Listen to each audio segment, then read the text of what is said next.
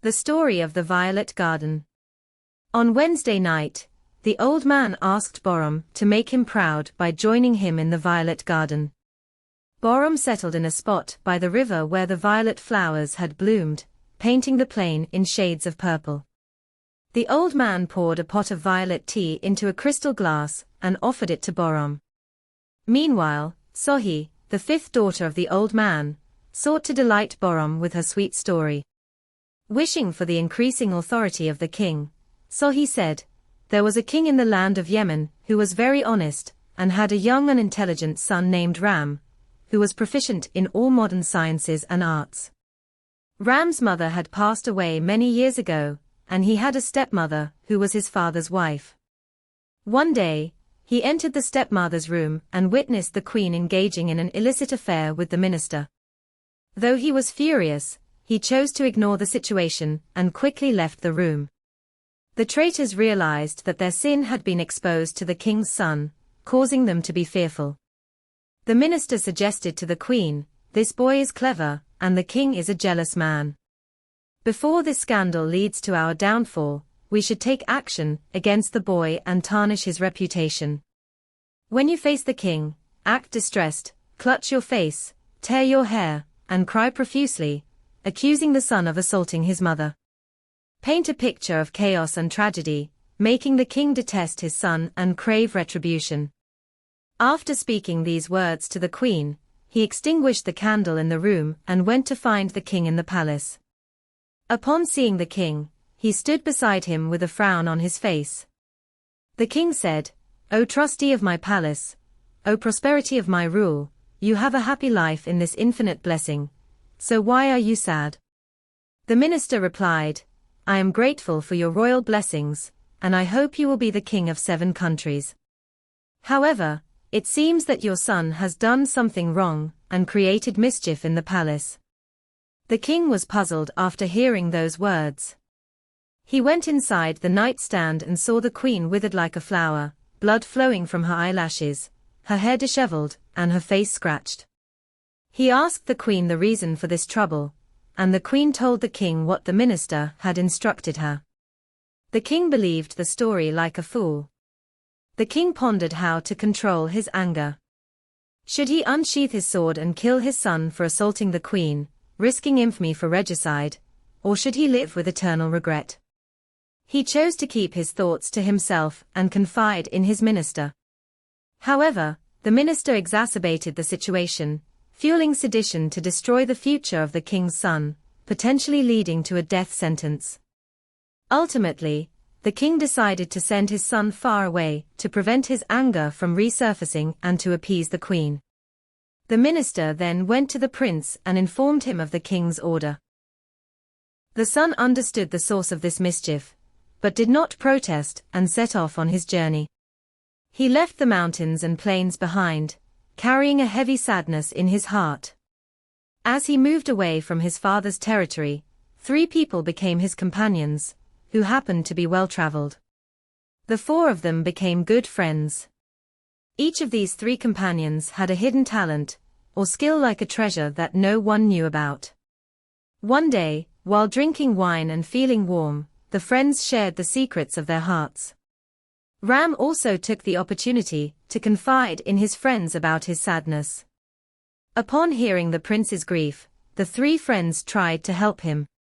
One of them suggested, "I can apply a special kohl around your eyes so that you can see everyone in a gathering, but they will not be able to see you. This kohl will act as a curtain, allowing you to confront your enemy and defeat him." Ram agreed, "Please apply the kohl around my eyes." When the kohl was applied to Ram's eyes, the prince suddenly became invisible, and his friends could no longer see him. Ram wiped the kohl from his eyes, becoming visible again. The friends were astonished by this sight, finding it hard to believe and almost going mad with wonder. Ram took the kohl from his friend and thanked him profusely for the gift. The second friend said, "I am familiar with magic techniques, and I can put anyone I want into a deep sleep so that they can never wake up without my permission. If I teach you this technique, you can put your enemy into a deep sleep to defeat him." Ram also told his friend, a man should keep his promises. The friend then whispered the spell words in Ram's ear, causing him to fall into a deep sleep. When he woke up, he had learned the secret of the sleeping spell from his friend. The third friend said, "The art I have may not suit you, but I will teach it to you. You must go there yourself and find it and bring it with you. In Egypt, there is a stone house full of carvings. On the wall where the sun sets, there is an image of an animal carved with a hatchet on the stone walls of the building. This carving holds a hidden magic in its beginning. To understand the secret of that image, one must gaze at the carved animal for a year, allowing the pictures to come alive and move. When the heavy carving comes to life and emerges from its mold, if you create a wax mold from the empty carving of the animal, the secret of the stone house will be revealed to you." Ram was so amazed by this third secret that he couldn't sleep until morning. In the morning, as the sun rose and illuminated the sky, Ram pursued his dreams.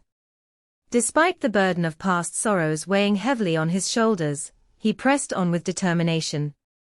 He journeyed until he arrived at an Egyptian dungeon, where he gazed upon mysterious carvings that depicted a fearsome monster. He gazed at the painting intently for a year, and when the figure seemed to come to life and move, he melted wax and created a mold of it. When he emerged from the temple, he noticed a demon standing at the door. Ram was filled with fear at the sight of the monster and inquired, "Who are you?" The giant replied, "If you recall, I am the same giant whose likeness you crafted in wax. Know this, the mountain feels as soft as wax in my hands. I possess the ability to solve any challenging riddle and hold all that can be conceived in the human mind. Despite my powers, I am willing to assist you in any way you desire." Ram expressed his wish to be in his father's city at that moment. The giant instructed him to close his eyes, and when Ram complied, he was lifted onto the giant's shoulder. Upon opening his eyes, Ram found himself in his father's city. That night, Ram hid himself in an old woman's house. In the morning, he applied coal to his eyes to avoid being seen by the public. The demon also used his inherent ability to make himself invisible. He then went to the court and saw the minister sitting next to the officials. Ram pointed to the giant, and the giant slapped the minister on the back of the neck so hard that the sound of the slap shook the entire porch. The officials were startled and confused by what had happened. They were in the middle of a conversation, when suddenly the monster slapped the back of the minister's neck even harder, causing the minister's hat to fall off his head. The minister stooped to retrieve his hat from the ground, and as he did so, the giant struck the back of his neck for the third time. The people on the porch were taken aback. Some who harbored ill feelings toward the minister felt a sense of satisfaction, while others were shocked. To spare the minister from further embarrassment, the onlookers left the porch. The minister's face paled, and his neck turned a deep shade of purple from the repeated blows. He retreated to his home to avoid the gaze of others, but the demon continued to strike him on the back of his neck throughout the night and the following day. The story of the minister being slapped reached the king, who was intrigued by the mystery behind the incident. It was like a hidden fire, its flames unseen, but its smoke visible from a distance. The king then summoned all his agents to investigate and find a solution. The news spread throughout the city, and every skilled demon hunter was eager to uncover the invisible demon responsible for the attacks. Despite their efforts, none of them could identify or banish the demon, and the minister continued to be assaulted. After that, Ram dressed in old women's clothes, covered his face, and requested to see the minister. When he met the minister, Ram advised him, "Listen to the wisdom of your old mother. I have the knowledge to help you overcome this crisis, but it requires a unique solution. I must heat your backside with a molten horseshoe." The minister, intrigued, agreed to keep this method a secret between them. The old woman assured him of confidentiality. The minister dismissed everyone from the room and obediently knelt before the old woman. She heated a metal seal in the fire and applied it to his backside, secretly relishing the minister's discomfort. The minister writhed in pain as the horseshoe burned his skin. Ram then signaled the invisible demon to cease slapping the minister's neck. The minister, relieved that the neck slapping had stopped, now found himself with a red, inflamed neck and a burning backside. Grateful for the relief from the neck slapping, the minister awarded the old woman with a bag of gold coins. He praised her as a more compassionate mother than his own and appointed her as the head of the household servants, entrusting her with his secrets. The minister's house was filled with beautiful maids, each more lovely than angels. However, every day Ram would select one of the beautiful maids, apply kohl to his eyes, mount the mischievous demon, and invisibly visit these maids to secretly kiss them. Gradually, all the women in the minister's house took turns complaining to the minister that they had been assaulted. They urged him to take action before their reputations were further tarnished. The minister, feeling perplexed, thought to himself, "What is happening? I wish I could die and escape this misery. How is it possible that there is no man in the house besides me, yet all the women in the seraglio have been invisibly kissed?" So he returned to the old woman to offer his help. The old woman remarked, "In my opinion, this is not the work of a demon, but rather the actions of a human disguising themselves with kohl in their eyes to avoid detection. Therefore, it would be wise to set up ambushes throughout the house, in the yard and on the roof. Whenever that witch attempts to enter a room, we should release smoke into the air. Smoke will dispel the kohl's illusion, revealing the true identity of the demon and breaking the spell. However, it would be best for the minister not to expose himself again, as he may be attacked from behind once more. I will also use my magic to help restore order from a corner of the mansion."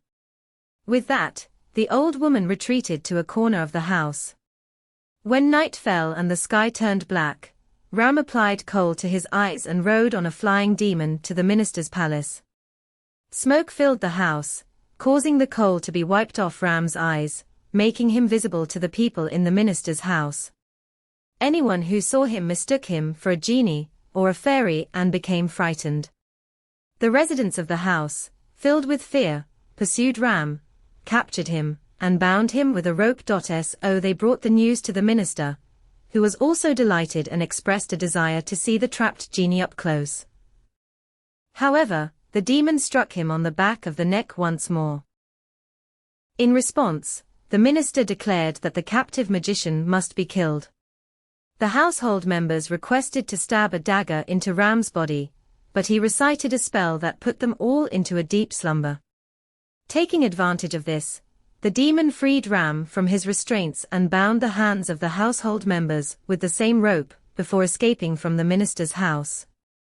In the morning, Ram once again visited the minister in disguise as an old woman, with a veil covering his face, to inquire about how to get rid of the house elf.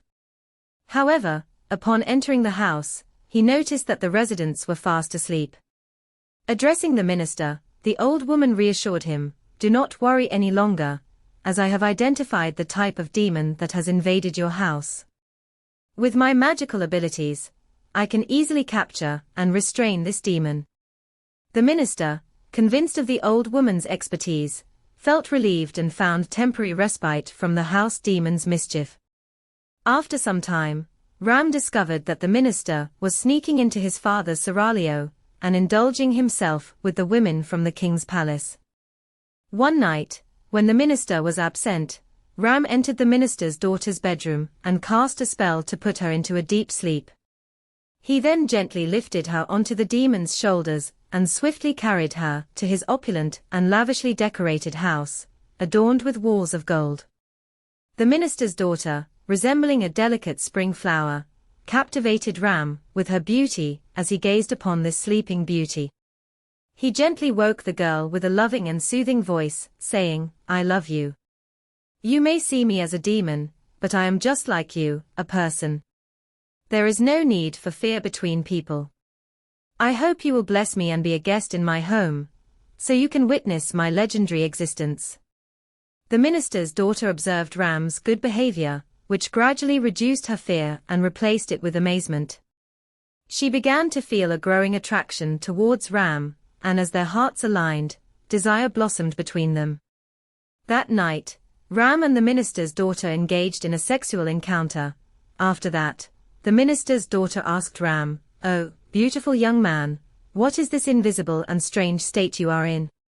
How fortunate it is that I know your name and lineage. Now that I am far from my father's house, in the morning, when the household staff come to my room and do not find me, how can I explain my absence to my family? It would have been better if I had died without falling in love, then I would not have been so infamous." Ram said to the girl, "Don't be sad, because I am the king of the earth. I am on my way to set things right in this land, which is why I have been hiding. I swear to God that I will never be with another woman, and you will be my only partner." The girl was relieved to hear these comforting words, and she set aside her doubts and spent the entire night with Ram. In the morning, Ram transformed back into an old woman and visited the minister's house. Upon seeing the old woman, the minister panicked and exclaimed, "Oh, help me. The demon has taken away the light of my eyes. Please help me so that I may see my daughter again." The old woman reassured the minister, "Stay calm, and do not worry. Today, I will search diligently to find your daughter, and bring her back to you by nightfall." The night when the sun's eyes grew heavy and the sky turned purple, Ram gently put the minister's daughter into a deep sleep, and returned her to her father's house before dawn. When the minister saw his daughter's peaceful face, he cried tears of joy and relief. After some time, when the minister was freed from the demon, he once again desired to indulge in the fruit of lust and devised a new scheme. Ram thought to himself, "This minister is the source of my anger, and it is not right for me to seek revenge on others." He sought out a skilled and cunning individual adept in legal matters. Ram confided in him about the secret mark of the melted horseshoe on the minister's backside, and persuaded him to assert that the minister was his slave.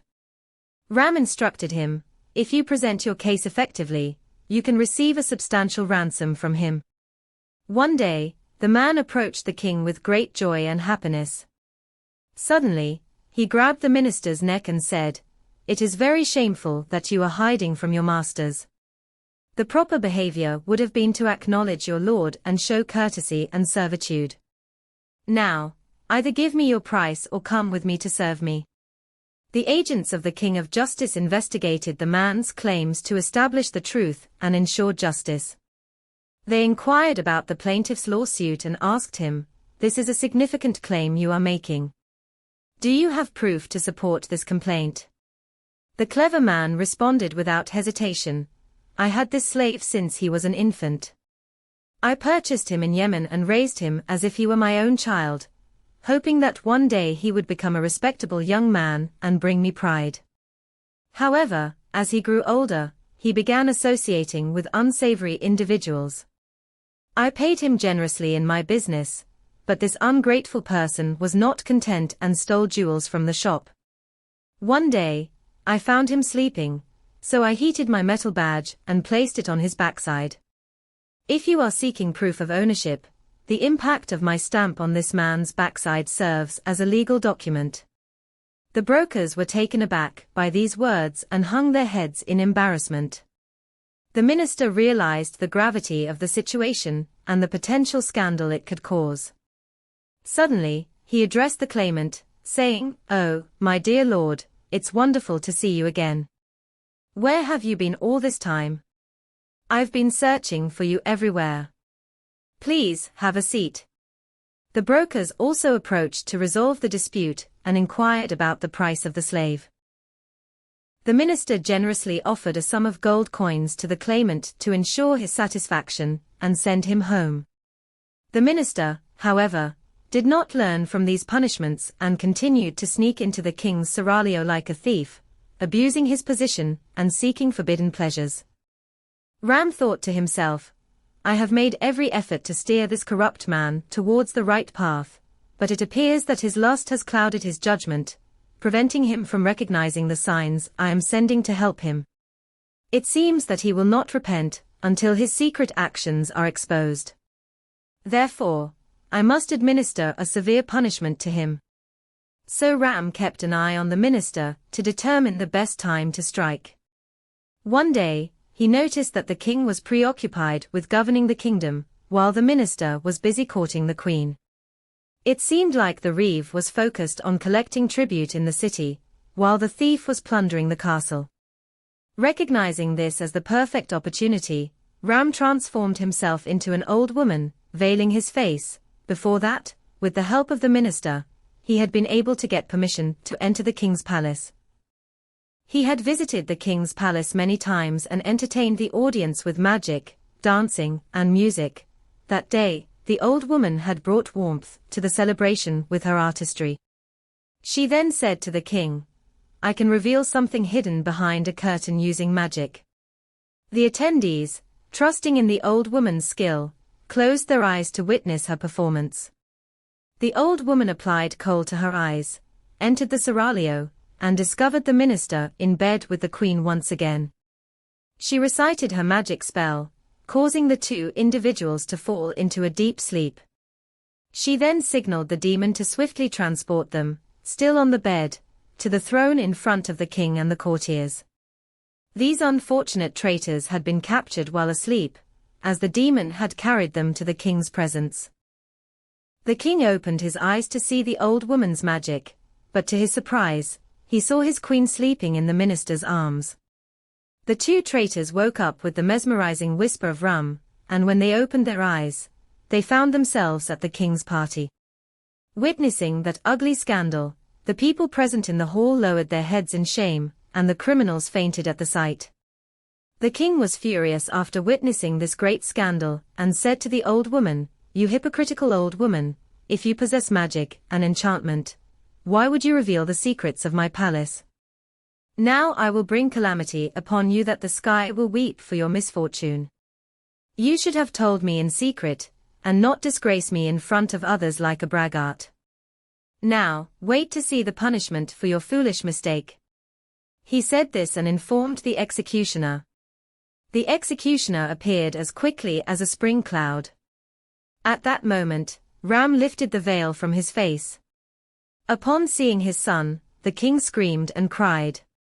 Ram stood up, sat under his father's throne with tears in his eyes, and embraced his father.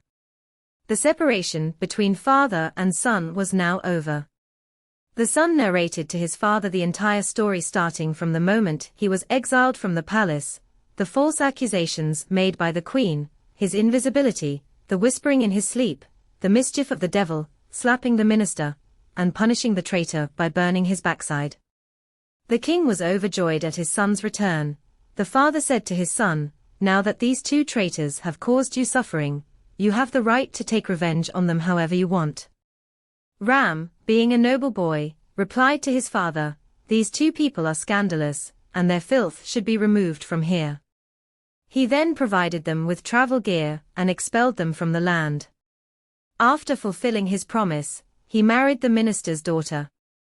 The king also appointed him as his governor. Ram took his place on the throne and reorganized the affairs of the country. The story reached a point where Sohi once again filled Borum's crystal cup with violet flower tea, to ensure the king could have a peaceful sleep that night.